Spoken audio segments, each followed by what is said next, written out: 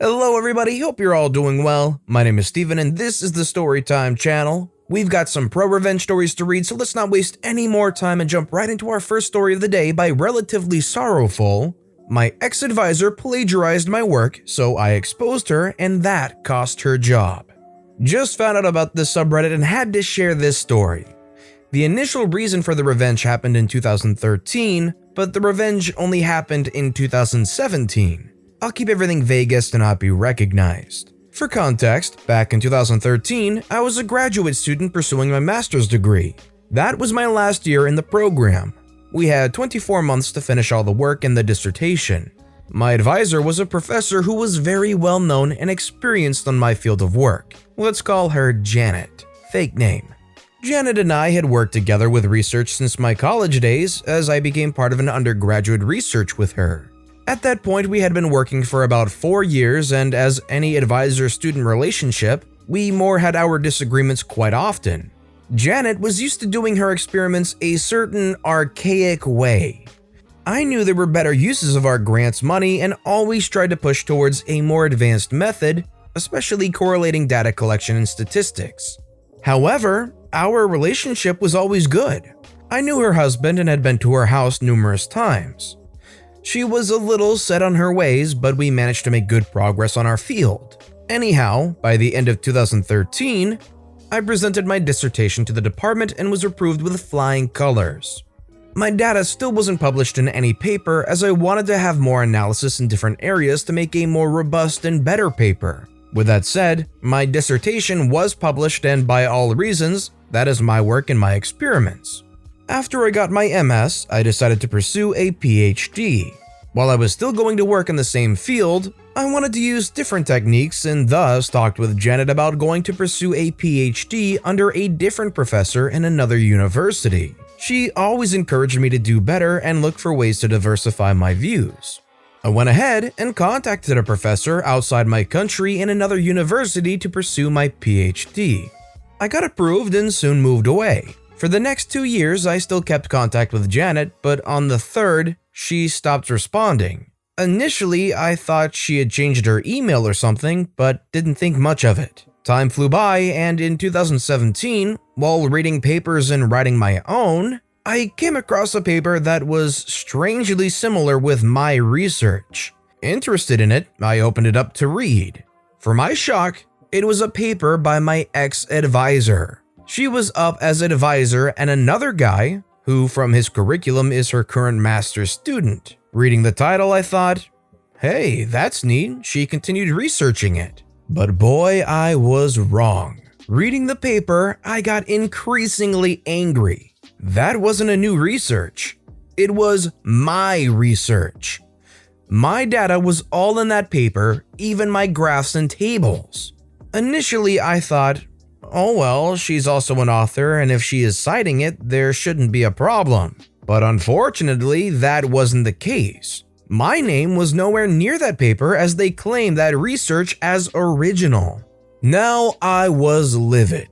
I sent an email to Janet confronting her, which was never replied to. However, I am not a pushover and will never allow people to claim my own work as theirs. She made a mistake using my data. I'm a researcher and I keep everything I ever worked on saved in external SSDs, encrypted and on my own possession.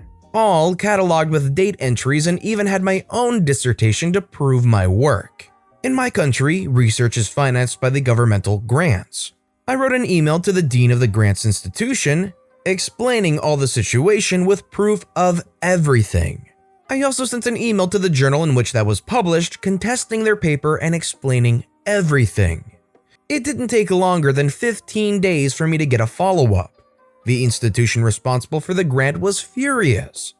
They cut all financial aid for her and her student, and made a formal requirement to the university requesting her immediate termination. The journal retracted the paper and is now suing her for plagiarism. Now, after all these years, I learned that she was indeed fired and hasn't been able to get work in this field ever since. I never met her again and have no intention of ever doing so. Now, my work is published and I'm recognized by my contributions in the field. Maybe that was a petty thing to do, but I couldn't allow people to get away with claiming my work as theirs. So what do you think, guys? Was this too petty? Let me know if you think OP is justified in the comments down below. If you ask me personally, I think OP is completely justified. If that was my work that got ripped off and published, I'd be wanting to do the same thing too. But let me know your thoughts and if you agree. Our next story is by TatonkaJack. My coworker destroyed the PTA. I worked in a state senator's office with a very smart and capable mom. She was the senator's aide, but that was only for part of the year, and I'm fairly certain she didn't really have a career apart from that, but incredibly capable. This lady would always surprise me with the things she had done. Like once, she casually mentioned the time she had gone to some conference in Australia to give a speech, and I was like, wait, what? My favorite thing she told me about was when she destroyed her local PTA. So in the States, we have these organizations called parent-teacher associations. It's a national organization with local chapters for different schools. They exist to foster relations between parents and teachers, but usually just turn into lots of Karens making unnecessary rules, getting upset over stupid things, and generally causing problems. Usually staffed by the type of people who like to create and solve problems to justify their existence. Sort of like a homeowners association for schools. Anyway, this lady was no Karen. She didn't create problems, she solved them. She hated the PTA at her children's school. It was always causing problems and had budget problems. When it finally began getting field trips and recess banned and wasting fundraising money and membership dues on administrative costs, among other issues, she decided she had had enough. She joined the PTA, worked her way through its ranks, volunteered at all the events, ran for office, and became president of the PTA. She then used the bylaws and her influence to disband the chapter. The kicker is then she created her own local club to replace the PTA. One that wasn't influenced by a national parent organization and bureaucracy. She was able to raise tons of money for awesome events, projects, and trips for the students, and ran the club way more effectively than the PTA had ever been. And everyone at the school lived happily ever after. Such a cool lady. Honestly, we need more people like her. The fact that there's such a problem commonly with these PTA situations, it's frankly frustrating. You want the best for your kids, you want the best environment for your kids, and it's great to see that this lady went and completely reformed this broken system and turned it into something good for the kids. And our final story of the day is by Cordero Biggs. Fiance left me due to my cancer diagnosis. I left her destitute. We dated for 4 years and had what I thought was a great relationship. We were both well-established professionals who both owned homes in the same neighborhood and both with daughters in the home. Her daughter was 11 and mine was 16 when we met. We had actually planned to get married, build a house, and raise the two together. We planned the house build because she had recently been diagnosed with a neurological disease that would eventually put her in a wheelchair and need something ADA friendly. During the planning stages, I began doing landscape and construction projects on our home to increase the resale value. All in, I invested roughly 30 grand USD into the home, running everything through my side construction business for tax, permitting, and resale purposes. We had a contract that payment would be made upon the sale of the home. I produced invoices for each and every project, but never pushed for payment because of the prior agreement. Fast forward 6 months, we're looking at property to develop and finalizing drawings on the home when I began feeling ill. I couldn't eat, constantly vomiting and passing blood. I began noticing that my abdomen looked swollen, which was odd because we were both very clean eaters and were in the gym every day. So I went to the doctor and began having tests done. During this time, she began having small cognitive issues, and the stress of her current position was exacerbating her condition. So she took a $20,000 per annum cut in pay along with a lesser position inside the company. After a month or so of different tests and a biopsy, it came back that I had a golf ball-sized tumor in my stomach and would need to begin chemotherapy. So I began chemo and radiation treatments, which made me, expectedly so, extremely ill. She was spending more time helping around my place on the weekends and staying over more, to the point that they were both at my home more than theirs. At this point, I suggested that we go ahead and put one of our houses on the market and move in together until the new house was built. I have great supplemental insurance as well as a long-term illness plan, so using that, coupled with the sale of one of our houses, would push us through comfortably and help ease the financial stress on her. Shortly after this discussion, she became extremely distant. Her daughter wasn't coming down and hanging out with mine anymore. She had excuses for not getting together. She quit driving me to treatments and stopped staying over. She then dropped a bomb. A sentence that will forever be burned into my psyche. I love you, but I can't see myself taking care of someone this sick in the long term, and I don't think we should see each other any longer. In a text. It broke me. I won't lie. This was the first woman I had ever opened up to and planned a life with since my wife died when my children were 1 and 3. However, I tried to be mature about it. I forced myself to understand her position and to accept what I could not change. I calmly, the next day, gathered all of her things, packed them neatly, loaded them in my truck, and took them to her house to leave on the back porch while she was at work in order to avoid any awkward exchanges. Walking around the back and under the porch cover, I sat down on a box and saw her in her back living room, on the couch, having sex with a man that she introduced to me as a lifelong friend. I had dinner and drinks with this man and his girlfriend. We had gone on vacation with them as well. I never spoke of the incident with her and simply sent her a text later explaining that I would leave her things on my side porch to pick up at her convenience.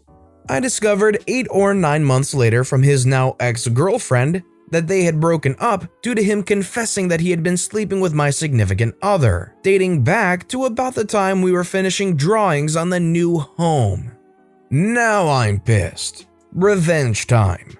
At this point, I had finished chemo and radiation for the time being and was feeling healthier.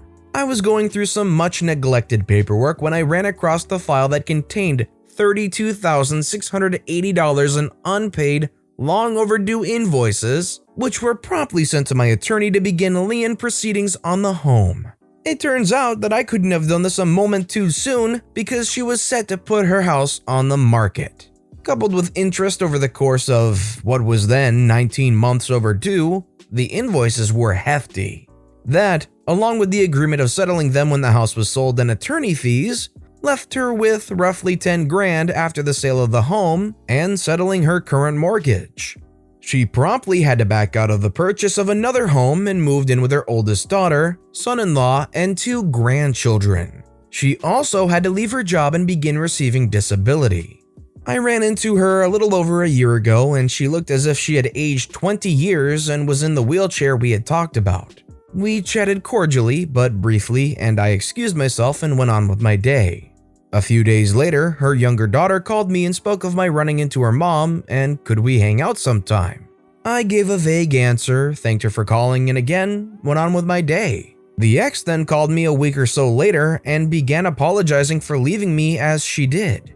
Again, cordial but short. I thanked her for calling and hung up.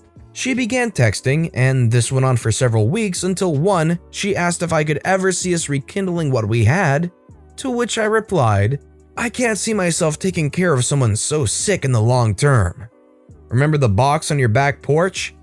Did you think that lifelong friend brought that over to you from my house? Good luck to you. Goodbye. I sometimes feel guilt over this, but not much and not often. Well, there's definitely a few things you can touch on with this story. One is that it seems OP is doing well with their chemo and the cancer situation, so it's good to hear that. 2, OP really dodged a bullet here. Even though they had to experience one of the most terribly resonating sentences delivered by text no matter, they really did dodge a bullet here. Somebody that cheats on you and then covers that up by saying that they don't want to be with you because you have cancer, that's the excuse they're gonna give you? The whole situation screams yikes. I'm just glad OP seems healthy, they ended up getting the money that they were owed, and they ended up finding out the truth even though it would be a very heartbreaking way to experience it, catching them the way he did when they were on the porch.